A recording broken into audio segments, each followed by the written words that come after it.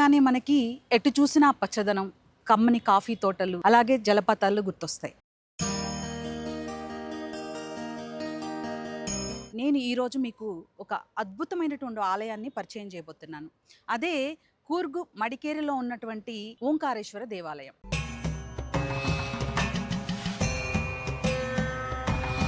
Tag Telugu divine ప్రేక్షకులకు నమస్కారం.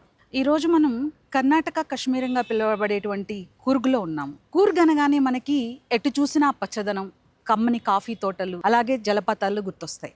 కానీ నేను ఈరోజు మీకు ఒక అద్భుతమైనటువంటి ఆలయాన్ని పరిచయం చేయబోతున్నాను.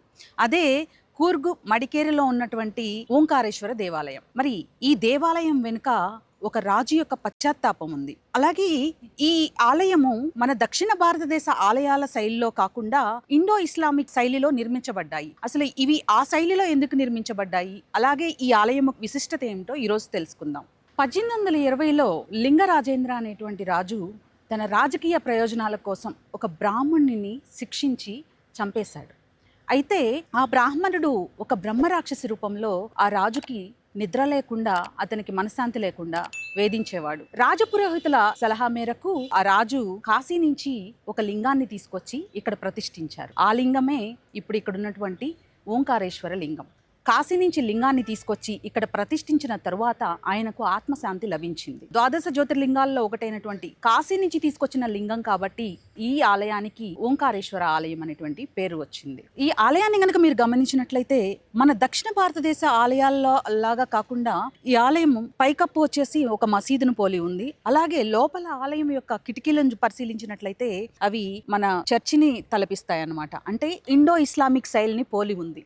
అంటే అప్పట్లో మొఘలుల నుంచి ఈ ఆలయాన్ని రక్షించడం కోసం అప్పుడున్నటువంటి రాజులు ఈ ఆలయాన్ని ఈ శైలిలో నిర్మించారు. ప్రధాన ఆలయంలో కాశీ నుంచి తీసుకొచ్చినటువంటి శివలింగంతో పాటు అక్కడ ఉమామహేశ్వర్ల యొక్క మూర్తి, అలాగే ఒక పక్కన గణపతి, ఇంకొక పక్కన కుమారస్వామి కొలువై ఉన్నారు.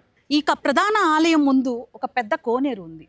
ఆ కోనేరు మధ్యలో ఒక మండపం, ఆ మండపం వెళ్ళడానికి దాని మీద చిన్న బ్రిడ్జి కూడా కట్టబడి ఉంది. అలాగే కోనేరులో రకరకాల చేపలను ఆకర్షిస్తూ ఉంటాయన్నమాట. కూర్గు వెళ్లే వాళ్ళు ఈ ఆలయాన్ని తప్పక దర్శించుకోవాలి.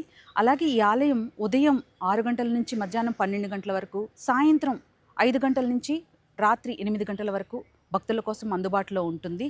మరి ప్రకృతి అందాలతో పాటు మరి ఇక్కడ ఉన్నటువంటి కోనేరు, ఇక్కడున్న చేపలు, ఇక్కడ గాలిలో మనకి వినిపించేటువంటి ఓంకారనాదం, ఇవన్నీ మానసిక ప్రశాంతన చేకూరుస్తాయి. కూర్గు వచ్చేవారు ప్రతి ఒక్కరు తప్పక చూడవలసిన వాటిల్లో ఈ ఆలయం కూడా ఒకటి.